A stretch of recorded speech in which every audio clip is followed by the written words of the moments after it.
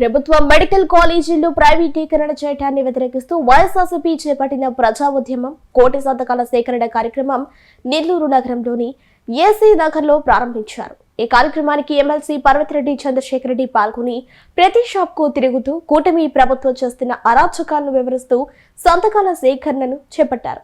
ఈ కార్యక్రమంలో విద్యార్థి విభాగం నాయకులు ఆశ్రిత్ రెడ్డి, ఇతర నాయకులు, కార్యకర్తలు పాల్గొన్నారు.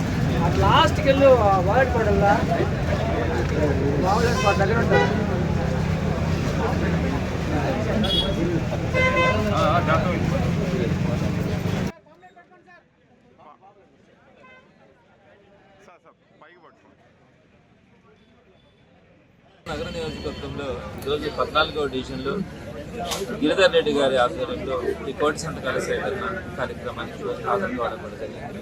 మీరందరూ చూస్తూ ఉన్నారు, గత 15 రోజుల నుంచి నెల్లూరు నగర నియోజకవర్గంలో ఎంత పెద్ద ఎత్తున ప్రజలందరూ కూడా స్వచ్ఛందంగా ఈ కార్యక్రమాల్లో పాల్గొంటూ ఉన్నారు. ప్రతి డివిజన్లో కూడా సుమారుగా 28 డివిజన్లు నెల్లూరు నగర నియోజకవర్గంలో ఉంటాయి.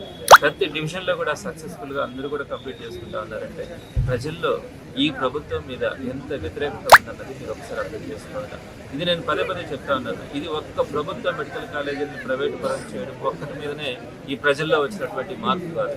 ప్రతి అంశంలో కూడా చంద్రబాబు నాయుడు గారు తీసుకుంటున్నటువంటి నిర్ణయాలు, అలానే లోకేష్ తీసుకొస్తున్నటువంటి రెడ్ బుక్ రాజ్యాంగం, మాట్లాడిన వాళ్ళందరినీ తీసుకొని నిర్బంధం చేయడం, వీటన్నింటికి వ్యతిరేకంగా ఏదైతే మోసం చేస్తున్నారో, అబద్ధాలు చెప్పినారో, ఆ అబద్ధాలు చెప్పిన వాళ్ళని ఈరోజు నెరవేర్చకుండా వాళ్ళందరినీ కూడా రోడ్డున పెట్టిన పరిస్థితుల్లో ప్రజల్లో వచ్చినటువంటి ఆగ్రహావేశాల్లోనే ఈ ఉద్యమం అన్నది.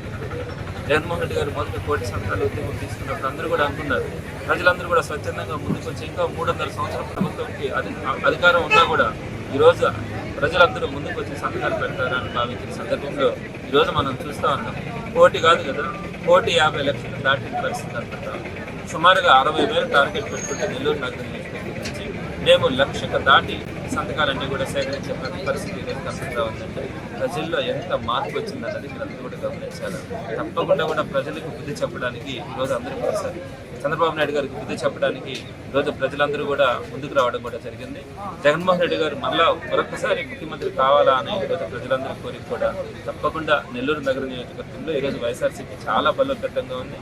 ప్రతి కార్యక్రమం కూడా జగన్మోహన్ రెడ్డి గారు పిలుపునిచ్చినటువంటి ప్రతి కార్యక్రమం కూడా ఆంధ్ర రాష్ట్రంలో నెల్లూరు నగర నియోజకవర్గంలో చక్కగా జరగాలి, అద్భుతంగా జరగాలన్న తపనతో ఈరోజు వైఎస్ఆర్సీపీ కార్యక్రమ నాయకులందరూ కూడా పనిచేస్తూ ఉంటారు.